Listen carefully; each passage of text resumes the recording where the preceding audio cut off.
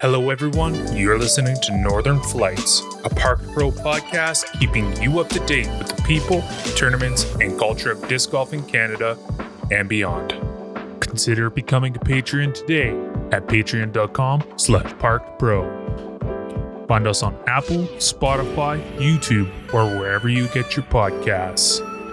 Today's episode is brought to you by DiscGolfPark. And now your hosts, Andre, Jesse, and Matt. Hello, everyone. Welcome. It's episode 48. It's Matt and I. No Jesse this week. That's all right. He had some stuff going on, so he wasn't able to make it. Apparently, some sort of dumpster. I'll call it a dumpster fire, but it was actually a garbage can fire that he was dealing with. So he wasn't able to make it for this one. But that's okay. What is a garbage can fire if not just a small dumpster fire? Yeah, exactly. We got a great episode coming up. We have Ryan from Yukon Disc who's going to come on the show a little bit later, and he's going to talk about the larger than life event that's going on up there this summer. I don't want to spoil too much of what's going on, but it looks like a fantastic event, and I'm so excited for this one. I'm so excited we get to go up there because it's a part of the Canadian Disc Golf Tour, and it's going to be so awesome, and I can't wait to chat with him a little bit. So I also can't wait. Would you say it's going to be a life-size festival, or would you say it would be bigger than that? If you're not on the YouTube, you won't get this reference, but if life is about this, I'd say it's a little bit larger than life. Much larger than life, yeah. Exactly, yeah. I'm pumped. Ryan's an awesome guy. I think it's going to be a really cool chat to learn about him and Yukon and the disc golf scene up there, and most importantly, your new favorite tournament. You got to get up to the Yukon, so stick around for that chat. Yeah, definitely. But we do have some other stuff we can chat about. There's a lot going on in the Canadian disc golf world. We got kind of playing catch up here. We had a week off last week. I was a little bit too depressed about the Canucks losing, so I was like, you know what? I can't quite show my face on the show yet. So if you're a Discord member, you know all this, but if you're not a Discord member, join Discord, and you will know that Andre and I placed a friendly wager on the Edmonton Oilers versus Vancouver Canucks playoff series in the National Hockey League, and it went all the way to a Game 7, but thankfully, my beloved Oilers, or at least semi-beloved Oilers, won against the Canucks in Game 7, and that means that Andre unfortunately lost our friendly wager, which means that he will have to wear an Edmonton Oilers t-shirt because jerseys get too sweaty when we're running around the course. He'll have to wear an Edmonton Oilers t-shirt while we're filming one of our rounds out on the Canadian Disc Golf Tour. So at some point in the future, you will see Andre proudly representing the Oilers crest. Yeah, and it's quite funny. I was talking to Matt earlier about this, and as much as we've grown, there's not a lot of people that know Matt and I behind the camera. So, and especially if you've been a long time listener, a long time watcher, I used to have a Canucks jersey in the back of my background. So, some people know I'm a Canucks fan, but not a lot of people know. So they're just going to think I'm an Oilers fan out there representing. So it's almost kind of worse in that aspect. No, I think that's fine. There's, you're on the bandwagon now for a good Canadian team. So yeah, that's all we can ask. I just got to get a hat like your Liza hat. It's just going to say, I lost a bet. Well, I think we could hook that up. I think Tree Line Design would do one of those up for us. Yeah, sure. Definitely. But yeah, we got some disc golf to talk about. We had an A-tier happen actually recently. So the Foxwood Open out in Ontario. That happened last weekend? 2 weekends ago now. Yeah. So last weekend, out in Baden or Baden if you're German, Ontario. First A-tier, and Thomas Gilbert. I don't know if you ever heard of this guy, but he's a Canadian disc golfer. Pretty darn good. Won over the legend Martin Hendel by 4 strokes. Wow.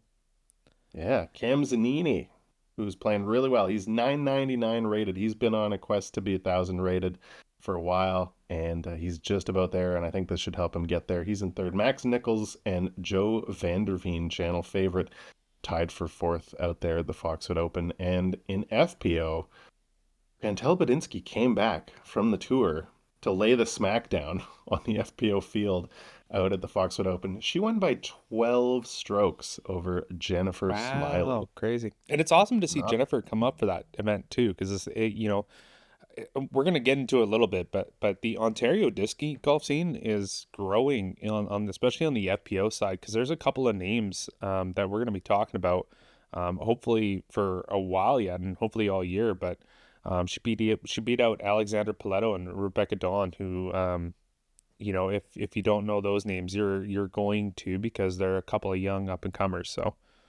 yeah. Yeah, Alexandra Paletto, I would say professional. I don't know what the professional volleyball scene looks like, but as good a volleyball player as we have in this country. She was a USC athlete in volleyball, and I believe she's on the national team for beach volleyball. So we talked about it a bunch about when are we going to get some of these real athletes, like hardcore trained athletes, into disc golf, and we're starting to see it with Alexandra Paletto coming in and playing extremely well. She and Rebecca Dawn are both in the PDGA 200,000 Yeah, it's incredible. number. And Rebecca is quite young as well. And I mean, we talk about athletes coming into the sport. I mean, there's no other better example than Sophia Donica, who is just absolutely slaying it down south. As we speak, we're recording this on a Friday morning now, and I got the Disc Golf Network all queued up and ready to play once that round gets going. And we're gonna be seeing her on coverage on the Disc Golf Network in Portland, so that's awesome to see. And I can't wait to see more Canadian names just getting involved in the sport and growing it, not just nationally but also internationally. So Yeah, it's pretty great.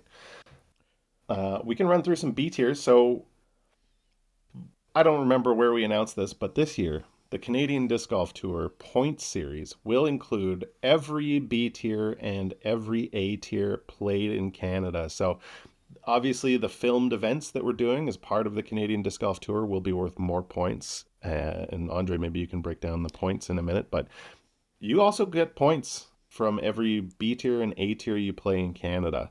So we are going to do a quick recap of some of these A and B tiers as time goes on. We're right at the end of May here, so it might be a nice time to update everybody. But first, the Sackville Showdown in Sackville, New Brunswick was won by Kyle Reed from Apohaqui, New Brunswick. He beat out Chris Bork by a couple of strokes, and they did not have an FPO. Not a ton of FPO out on the East Coast. They got some amateurs that are making their way up, but not really a ton of FPO players out there yet, so fingers crossed. Out in Dundas, Ontario, the Christie Lake Spring Fling was played, and Marty Hendel took that one down by 3 strokes over Cam Zanini. Calvin Roorda, Kalen Schatt, and Cameron Veltman all rounded out the top 5 in that bad boy, and I closed it out. on the FPO side, Alexander Paletto, we just talked about her, took it down. She beat out Sandy Hendel and Rebecca Dawn, and Colleen McInnes. So there's quite a few up and coming FPOs. I mean, we touched on that, so it's awesome to see Alexander and Rebecca at the top of the standings there. We also had, as a B tier that has happened already, is the Mission Duck Golf Finals. So coming out west for this one, we had Emmanuel Brassard take that one down, beating out Andrew Burns and Griffin Bester. And then on the FPO side, we saw Christy Lee take down the win. We also had the Rocket Bear, which Noah took down. That was his home event. So Noah took that down on the MPO side. And on the FPO side, Christy Shields took that one down. And then we also had the spring runoff happen recently. So Noah Higgins took that one down as well. So Noah knocking down a few B tiers early. On the FPO side, we had Jesse Prado-Smith beating out Amber Chiasson for that one. So Yeah, channel favorite Jesse Prado-Smith coming up from the States. She is Captain America now. yeah, What they call her, and she's one of the Americans that has come up fairly regularly to events, and she's great. She just rips. I love watching her throw. And then finally, the TSA sponsored Greenfoot Energy Dieppe Open in Dieppe, New Brunswick. Dylan Gowdy, a young Discmania sponsored player, taking this one down by 6 strokes over Pierre Landry, and James Millard and Tony Richard rounding, and Hunter Treener and Kyle Reed rounding out the top 5 there. And again, no FPO in that one. So we're looking forward to seeing some more FPO coming up on the East Coast. But Dylan Gowdy, he's been doing well so far this spring, so he's going to be up there. And that takes us to our end of May points update in FPO. Alexandra Paletto is the current leader in the Canadian Disc Golf Tour standings with some of those results. Rebecca Dawn in second place. So this new crop of FPO talent is really making a name for themselves. Sandy Hendel, a mainstay. She's been around and crushing it forever. Alicia Hums, Kat Johnson, Colleen McInnes, and Chantel Badinsky are all in that top 5 there. So good start for the youngsters, but there's some big names behind them as well. Yeah, and I mean, Rebecca, she did take down a B tier as well. She took down the Project 15 Open. I believe that was the very first B tier we had this year. So congrats to her for that. On the MPO side, we had Cam Zanini currently in first, obviously showing out pretty well at that A tier, and then also getting a win in a B tier, and placing himself pretty well in a few other ones. We have Martin Hendel in second, Noah Higgins with those B tier wins in third, Thomas Gilbert in fourth, and then Dylan Gowdy rounding out our top 5 on the MPO side. And the way this is going to work is we wanted to weight B tiers a little bit less than A tiers, obviously, and then the Canadian Disc Golf Tour events and nationals above that. So we're just going to tell you how much first place is worth and what the points sort of pay out to. On B tiers, first place pays 75 points, and then it goes down to the top 10, and then obviously 5 points at the bottom. And then A tiers, first place will get 100 points, and then kind of goes down to 12th, and then anyone from between 11th and 20th will get 5 points for attending those. And then the Canadian Disc Golf Tour, first place pays out 125 points down to 12th place, and then from 15th and on, so if you're playing in the event, you will get 5 points. And then nationals, a little bit more weighted, 150 points for first place, paying down all the way down to 17th, and then from 18th and on, you will get 10 points for playing in that event. So we will have a full breakdown of all this on our updated website that's also coming out soon. So pretty excited to announce that. We kind of wanted to make it a place where you can go and get all this information, get the point structure, you can find the leaderboard, you can find out which events we're going to be covering this year. And then you can also apply to be on the Canadian Disc Golf Tour next year as well. So we're kind of running this year is going to be a test run for the A tiers and B tiers, and then we're thinking that next year we'll have these tournaments apply to be a part of the Canadian Disc Golf Tour. And then not only will it be just the MPO and FPO fields next year, it will be all the professional divisions that will be able to accrue points. So yeah. And your top 8 scores for the year are what count towards your points total, right? Yeah, so that's B tier. So all your points from nationals, all your points from Canadian Disc Golf Tour and A tiers, but your B tiers is your top 8 events that count towards that total. So playing more, and it's just get more points and put yourself on that board, because it's going to be awesome to see your name at the top. Yeah. I've got a sneak peek at the website. It's beautiful, so I can't wait for us to roll that out. And you can also follow us on Instagram at ParkPro and also at cdgt.ca, where we will be posting Canadian Disc Golf Tour news, notes, profiles, and maybe some leaderboards every now and then. Yeah, and go check out the Discord, Park Pro. We have a link in the description of this episode. Obviously, our Instagram handle's right there.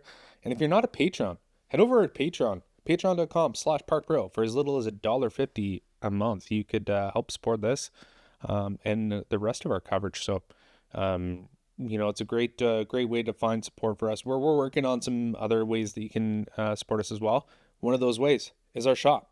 See these awesome hats that we're wearing? You can buy hats. We got hats going on. We got a number of different styles and including bucket hats. So head over to shop.parkpro.com and get yourself a hat. Functional hats and stylish hats too. We got everything. Yeah. Hats you want to sweat in, hats you don't want to sweat in. That's right. Yeah. And one last bit of business, Andre. couple of weeks ago, we talked to some private course owners and we left a secret code at the That's very end of the right. episode for people to win a MVP Open Hex. This gorgeous. Why am I even giving this away, Andre? I don't know. Terrible idea. So we left a secret code and we had 3 respondents. So instead of just picking 1 out of 3 who found the secret code, you know what? We're going to give away a couple of extra discs. So Jeremy from the Chain Out podcast, Mike Carey, and Brett Hanna were all 3 people that sent us the secret code. So one of them will be getting this MVP Open Hex with a cool Project 15 sticker. One of them will be receiving this beautiful Lost Egg, 20th Annual Lost Egg Sapphire, also with a Project 15 sticker. And A Chance Stad Glow Envy. Talking about not wanting to let one go. I don't think you can get those anymore.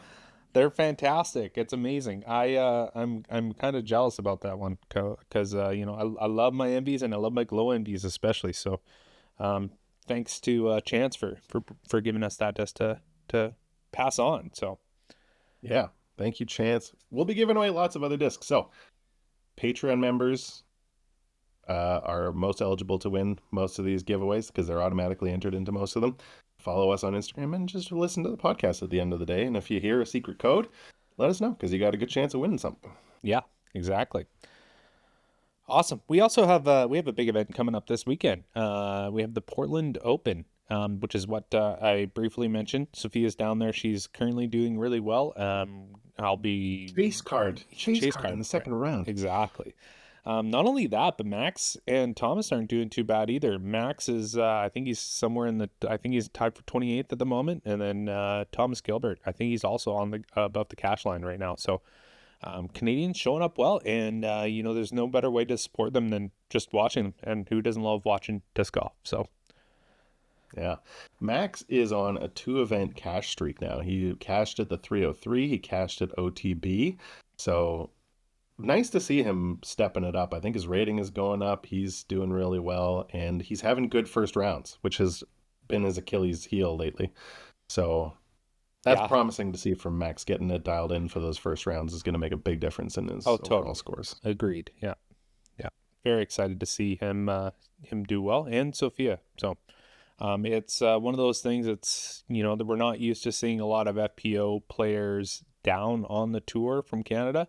And now it's kind of seems like we have Chantel, and anytime there's an East Coast swing, Chantel will be at a lot of those events. And anytime there's a West Coast swing, we're going to see Sophia down on a lot of those events. So it's pretty awesome to see. And it's just great to see our Canadians doing so well. Couldn't agree more, Andre. All right. Now listen, the Yukon.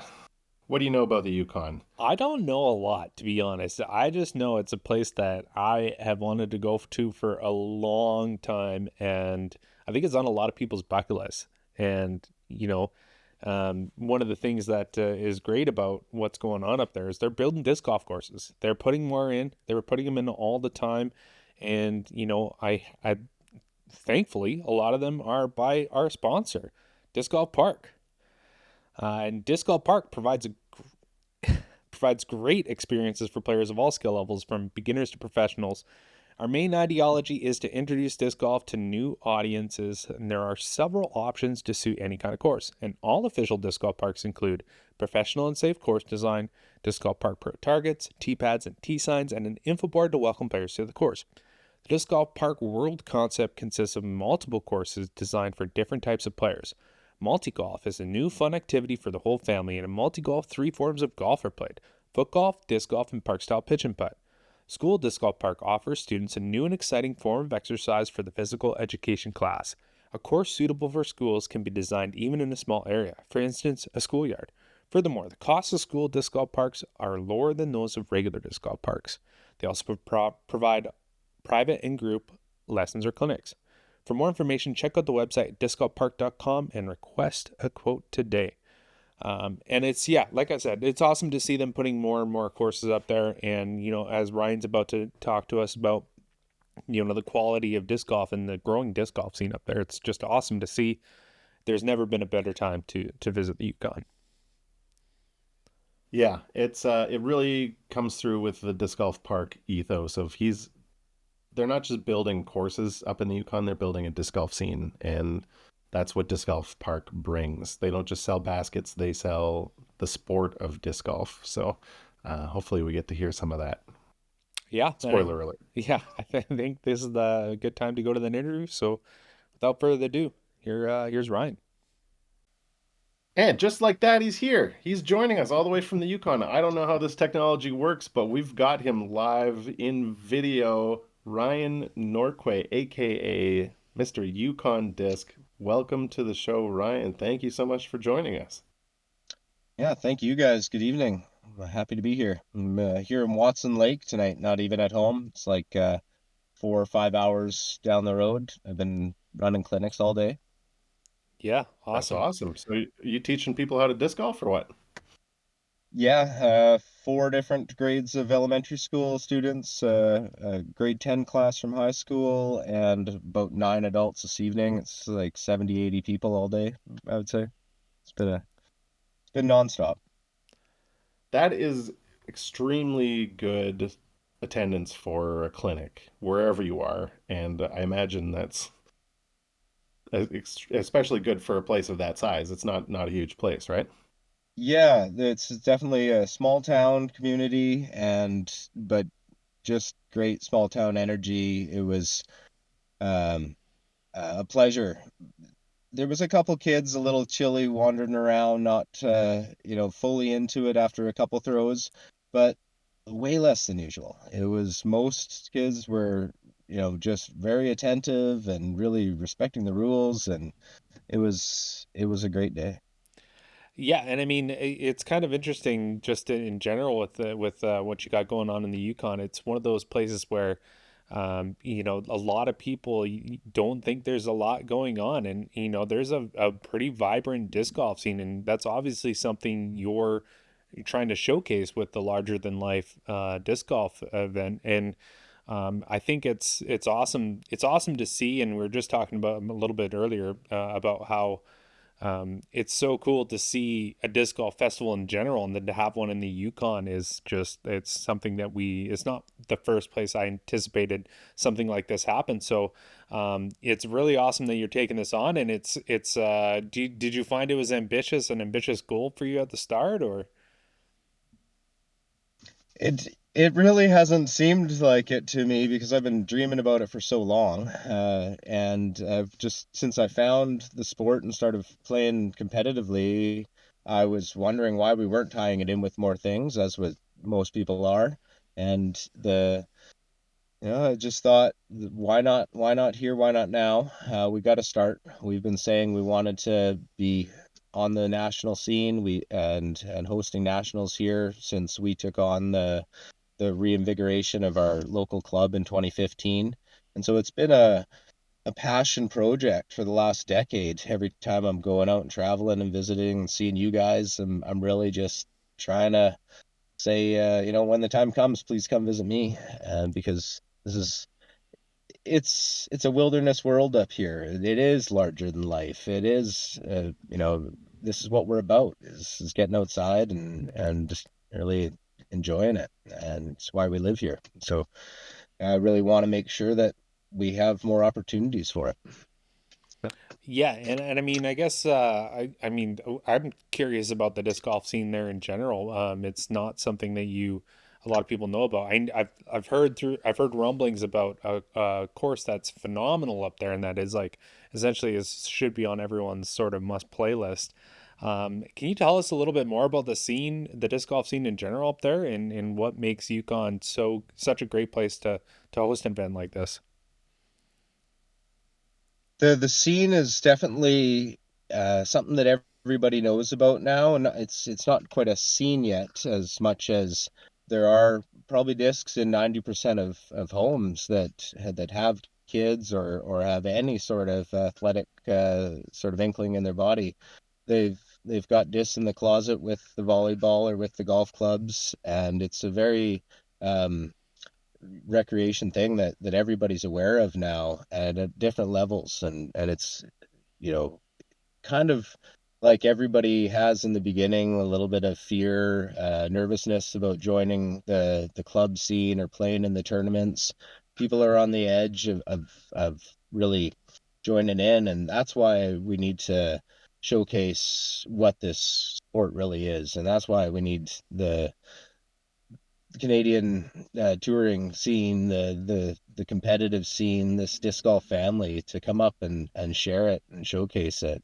Yeah, it was when I found it, me and the buddies were just freestyle, right? We're just winging it, just trying to have fun, kind of understanding the concept, but didn't have a real reality of what it was until the first tag match in Vancouver in 2014 and seeing 70 different people, 7-year-olds to 70-year-olds out, doctors, lawyers, skateboarders, and it was like, what is this? And I would have been 13th in this whole pack, and I'm like, oh, I know what I'm doing, and it, it's a real check mark validation. And so to have you guys come up and have some professionals come up and showcase that what others are doing with these pieces of plastic, it's going to be exactly what we need to take it to the next step and get more people in the competitive edge.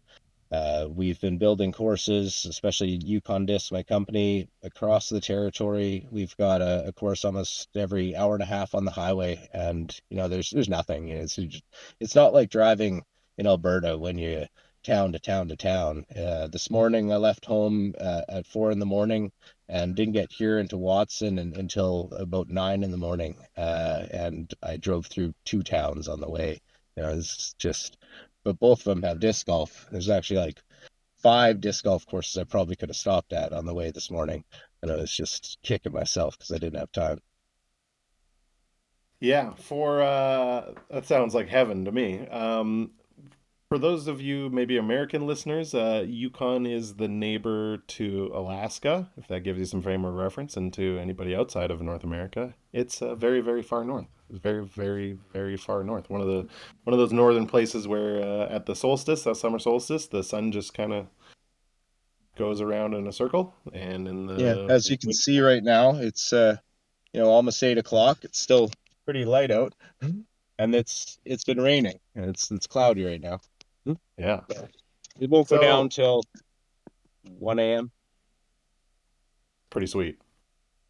So for if you've never been there, you'd sort of think, oh, Yukon, why would there be disc golf there? But the more you talk about it, the more, to me, it starts to make sense. Like, it doesn't make sense to have a full ball golf course in some of these remote areas where it's just, boreal forest and not a lot of population. But it sounds like the absolute perfect place for disc golf. So is that how you found it? Is once somebody like yourself, you took some initiative to bring the sport to more people, it just sort of felt like a natural part of the Yukon environment? It really is. It fits really well, but we do have a lot of ball golf courses too. When the Americans built the highway, the Alcan Highway, they built a ball golf course, at least one in every single community in the territory. And so they're uh, adapting now, and we've got a number of them that have disc golf working with them too. So yeah, it's everywhere. We've got mountain biking and cross country skiing and the works, right? It's a wilderness mecca, right? Um, and absolutely the courses they build themselves almost in some of these environments where there's these previous logging roads and these sort of tundra like hill slopes, natural features. It's just meant to be. Yeah. Just Google some pictures of the Yukon if you want to get inspired. You started playing around the same time that I did, and I ran into you at a couple of tournaments, and you might still be the only player from the Yukon that I know. Um, how did going around and touring, because you're a very well-traveled disc golfer, how did going around and touring some of these places all around Canada inspire you to grow the sport in the Yukon? Yeah, it was that very first trip that I mentioned to Vancouver, I believe. I used to travel for mountain biking, and I would go to Whistler for Crankworks every year. It was quite expensive, quite a lot to travel with. And the last time I was there, I had 3 discs in the bag, and after 4 days of hard riding and heavy rain, everything hurt. We bought new rain jackets and we went to check out the Whistler course.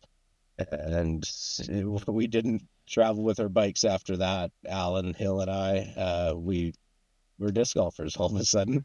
And then I lost a disc in Jericho Park in a tree, and a friend now, Oren, called me up a few months later, said, I found this disc.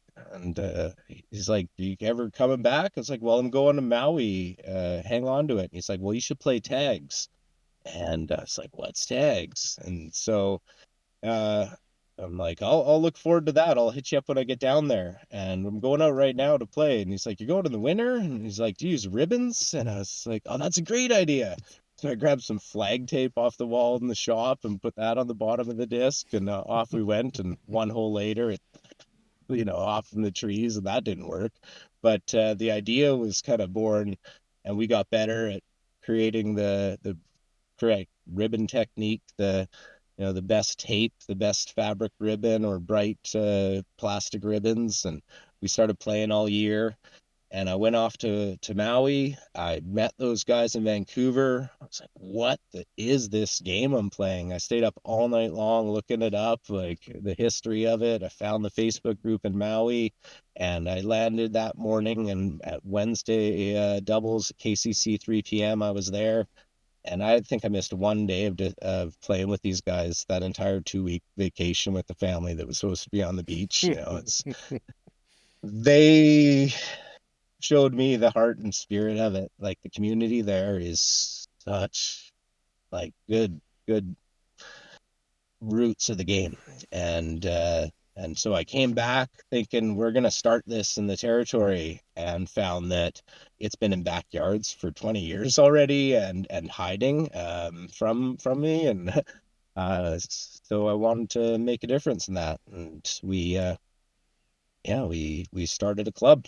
It wasn't a new club. It ended up being that it was defunct. We re-signed paperwork to get it back on board, and started applying for grants, and found Disc Golf Park, found a community development grant, met Austin and Erno from Disc Golf Park, and they loved the idea. And they as well kind of gave me the guidance to get the ball rolling with the city and the territory. And then it was this back and forth. I'm doing the political thing, sitting in every Monday meeting at city council and trying to get development permits, and fighting the angry ladies that want their backyards to themselves. It was like, or the woods to themselves and the dog. We went through it all, like every club does. We had courses stolen, we had courses wrecked, and just like beaten with axes to try and deter us from getting this off the ground. And it became quite a spectacle. I was on CBC 6 o'clock news one night, and it became national news that our courses were being stolen. And all of a sudden, everybody in the territory knew what disc golf was, and you wouldn't be caught driving around with the tone cans in the back of your track like I have now without a reason for them being there. So it was like, no news is bad news. It became a good spin for us. And then all of a sudden it was silent from there was no more of this kind of evilness going on around us. It's a lot more support, and you don't have to tell anybody what disc golf is. Somebody has played it, knows somebody that does it. And it's that type of place where even you've traveled here and show up in Dawson City, and you see the little disc library at Crocus Bluff, and it's constantly being used and replenished exactly the way it's supposed to be by people from all over the world.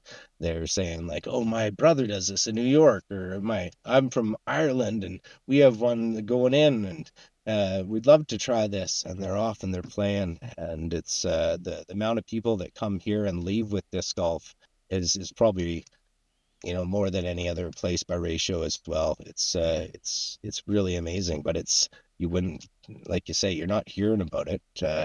It's but you're not hearing about everybody traveling to the Yukon either. Time to figure it out for yourselves. Yeah. So for people that are on the fence about signing up for the larger than life, which by the way we should mention, the tournament is July 5th to 7th, but this is a full week long event leading up to that, right? So when would people want to show up and what kind of activities are going on during the week? So that key weekend is our inaugural Yukon Territorials, July 5th, 6th, 7th. It'll be a 1 day or 1 round per day singles event, A tier for pros, C tier for AMs, to allow non-PDGA members to still play. Free waive of the temporary fee for women and juniors. Really trying to get as many people involved as we can in the AM scene to show what this really can be. We'll be Thursday at our Softball Yukon Pepsi Center, which is just across the road from Solstice Disc Golf Park. They've got a great complex with the concession and beer stand and barbecue, and we're going to set up our skill competition over there. Radar gun, tech disc, disc tac-toe, long drive, accuracy challenge, and we're going to open that up to public as well. So it'll be right on the main drag where people can see what's going on, stop in, watch, and try out the skill comp themselves. On Wednesday, we'll be at the Mount Mac course, which is just around the corner, 5 minutes from Solstice. It's on a ski trail system similar to kind of Canmore Nordic Center. It's kind of a little sister to it almost. And so that's a great opportunity to test your skills on another track that would be flex play from 2 to 8 p.m. tee off times. And so you can, come out whenever it suits you. The same deal at Solstice on Tuesday, and it'll be a great test sort of environment for the weekend. So if you're in town earlier and you want to get your feet wet with a little competition on the track, come out Tuesday at Solstice. And if you can make it to town for Canada Day, it's like I think our 13th annual Burl Cup. This is a fantastic event at Judas Creek. It's just outside south of town, Marsh Lake community. It's right at a community center, and it's hosted by Carl Pierce. Just yesterday, they've installed 18 DJA Mach 7s to replace the tone cans that were there. So brand new baskets on that course for that tournament. And it's a fun for all event that starts at 11 a.m., I believe. But just check on the Whitehorse Disc Golf Association page for updates there for sure. And they have a Canada Day parade. They have a barbecue. There's a bar there at the community center. They've got bands playing, and that's going to be the theme through the whole week. We've got music at various venues through the week. We've got some karaoke planned. We've got a DJ sort of house mix night. We've got some live music, local artists, and lots of great food opportunities, great beer. We've got a bunch of local breweries that are getting involved. We'll have a couple signature beers, larger than life beers, produced by Scott at Woodcutters.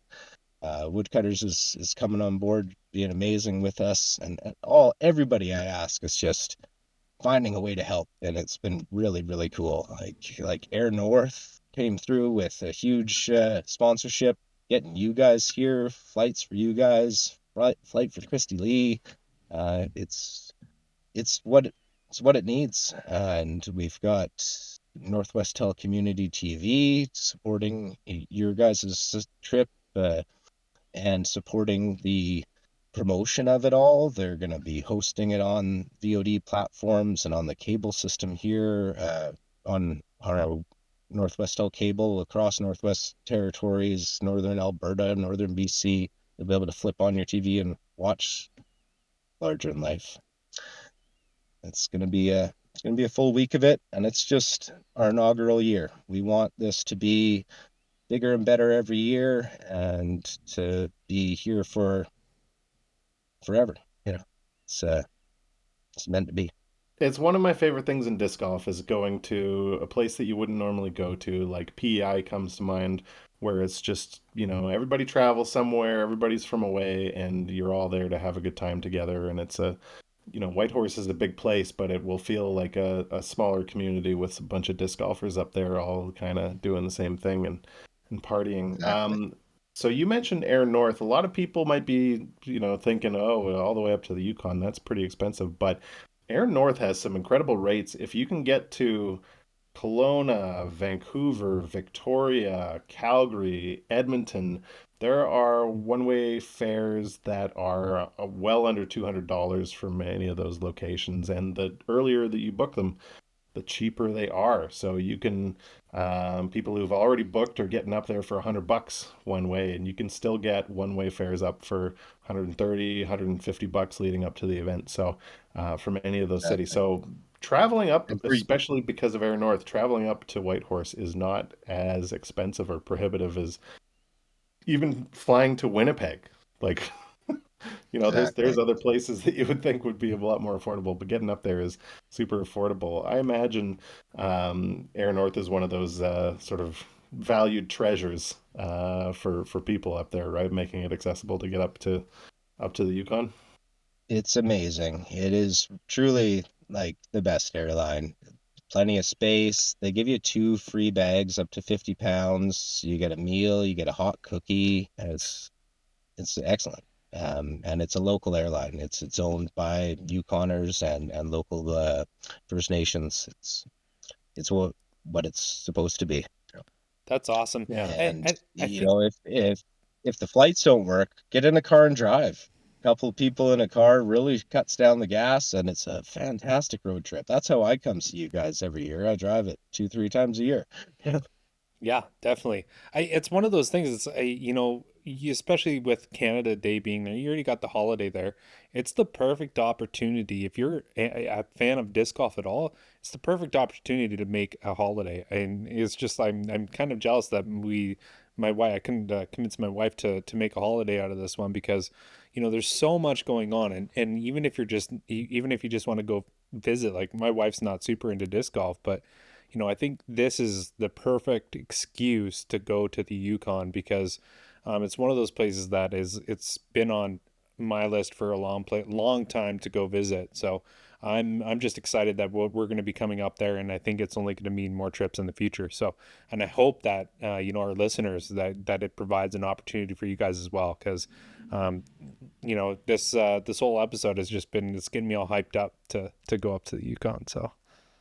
I'm excited. I kind of wish I'm I kind of stoked, wish we guys. could have come earlier. I could make it work earlier to play in some of these C tiers and flex starts and stuff. So, yeah, Well, like you say, maybe a family trip next year, and that's what I'm hearing from people that can't make it this year, but they're planning the family to come next year, and that's great. We'll look forward to that.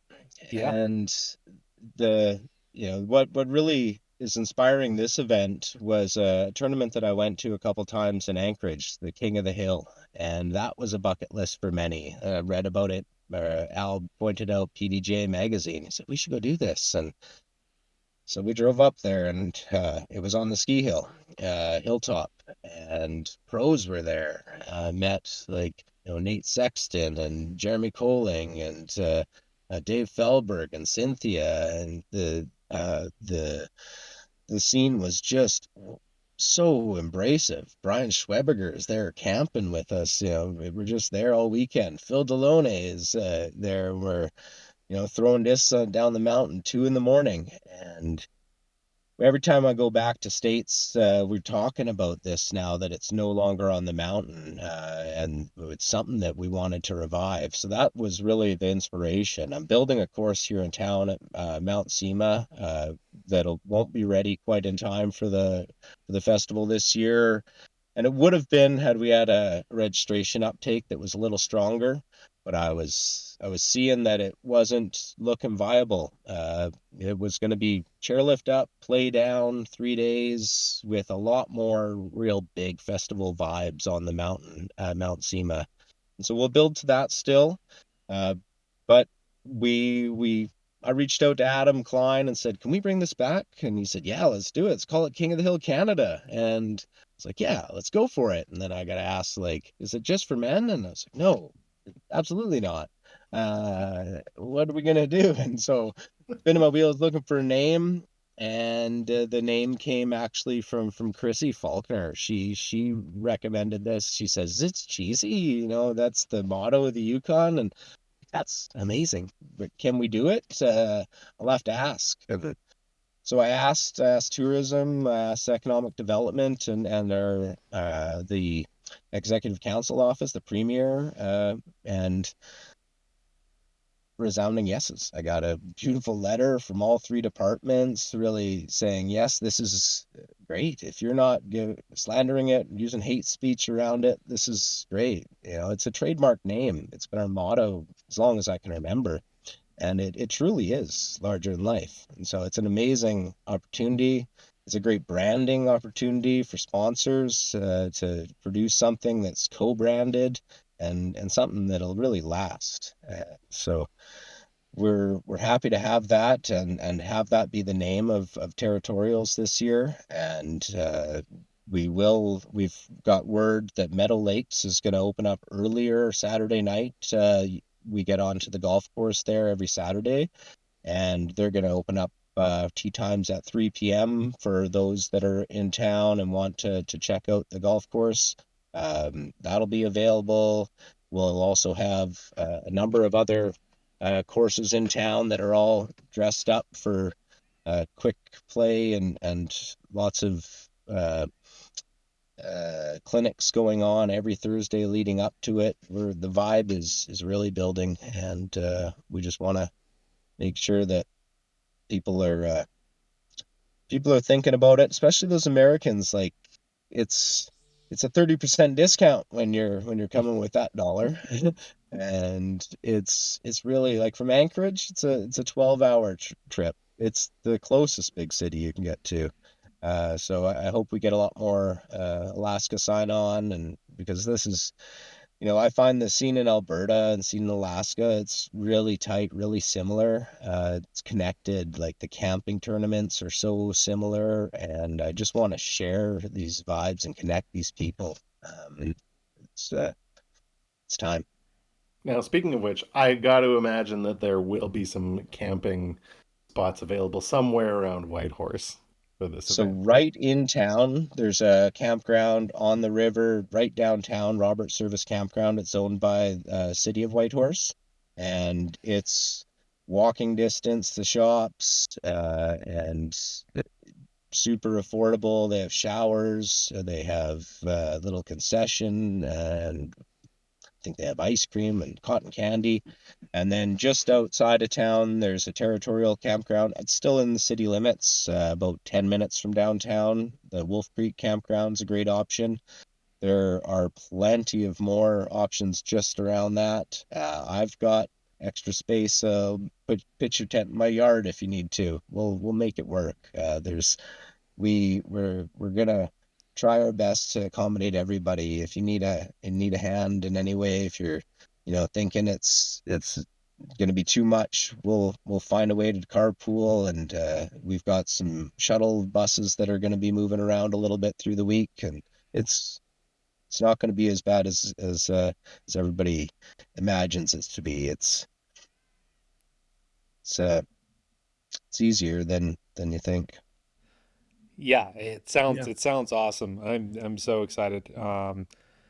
It really is such a there's a lot of opportunity for growth, and I'm so excited to see not just what happens but this year, but like how it evolves year after year, because these sort of things, they're it's not just a 1 year one-off thing. Like you're planning something that's going to last years into the future, and then you pass on to generations from generation. So it's gonna be amazing. I'm so excited to come up there. And it's one of those things where I have friends in the area too, and I'm gonna convince them to come out and check out what disc golf's all about, because it's the perfect opportunity to do that. So yeah. Just as a photographer, Andre, you got to be licking your I lips am so excited. get out there. Yeah. Yeah. Yeah, I heard Andre tonight. I learned that they built a course in Atlin. There's already one there that they Really? might already be playing. Well, there you go. I actually have a phone call with my buddy in Ireland just after we finish this podcast. So I'll let him know about that, and yeah, we'll see what's Yeah, going maybe on. you can tell me more about it. I will. Yeah, definitely. Cool. Yeah, guys, thank you so much for your interest in this and for having me on tonight, and for agreeing to come up. I cannot wait to show you guys and have you guys show everybody else. Well, We are so excited to bring it, and really, like, if you haven't planned your entire summer of vacations, if you've got a family, like Andre said, it's a perfect opportunity. Hop in the car, go for the road trip. I'm sure it's on most people's bucket lists to make that drive that all those gold miners made so many years ago. But to get up there and see it, if you got a family, if you just got a partner, if you're by yourself, like, this should be, if you want a disc golf adventure in your life, like, we've all played tournaments and you have a great time at tournaments and everyone's got favorites, but you remember the disc golf adventures. And this is going to be a disc golf adventure for people. So check it out on Disc Golf Scene, larger than life. You can filter by territory and look up Yukon. It'll show up there for sure. Yeah. dgscene.com/LTL will take you right there. If you go to yukondisc.com/LTL, which is my website, you'll have plenty of links there. Yukon Disc on Facebook and Instagram will connect you there as well. and maybe So, even, and if I was gonna say, perhaps Go ahead. bearing the lead here is that we're talking about it being on the Canadian Disc Golf Tour. You head over to the Canadian Disc Golf Tour website, cdgt.ca. We'll have a link to registration there as well. Ryan, right before you came on, we are just talking about how we're almost ready to launch our new website. So hopefully by the time the listeners are listening to this, it'll be up on there, and that'll be a great place to go check out that event and other events too. So, and it's the perfect opportunity to get more points, because as we mentioned, Canadian Disc Golf Tour, worth more points. So, if you're looking to get competitive, this is a good opportunity to get it. And honestly, I think this is going to be one of those events that if you have any kind of FOMO, if you're missing out, this is it, because I think this is one of those events that next year you'll be like, whoa, were you at the Yukon? And they'll be like, no, man, I can't believe I missed that one. I can already see people saying that. So, so excited. Yeah, me too.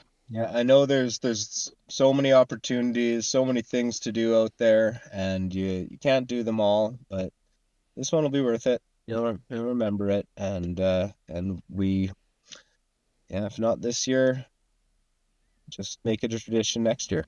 There you go. Well, if there's anything else you want to bring up there, Ryan? I don't know, so many things I could say. I mean, I want to just appreciate my day here in Watson and thank Kane.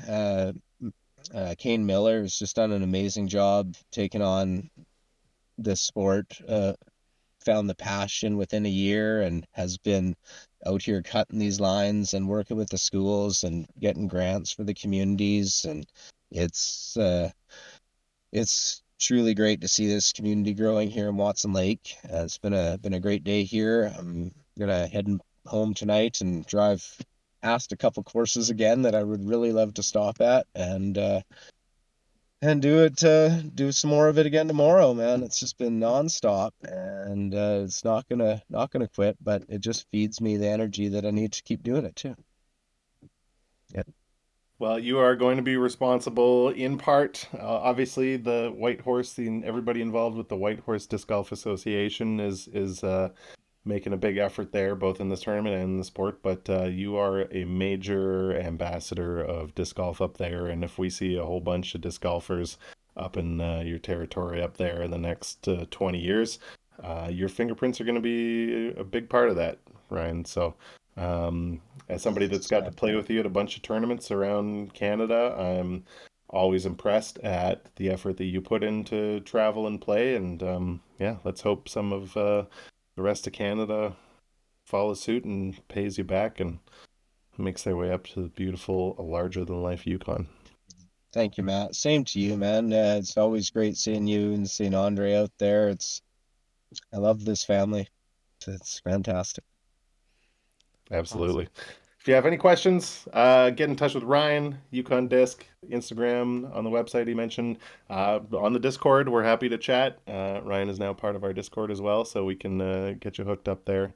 And yeah, just let's see everybody up in the Yukon, okay? Awesome. Please. Thanks, Ryan. Thanks, Ryan. guys. Good night. Take care.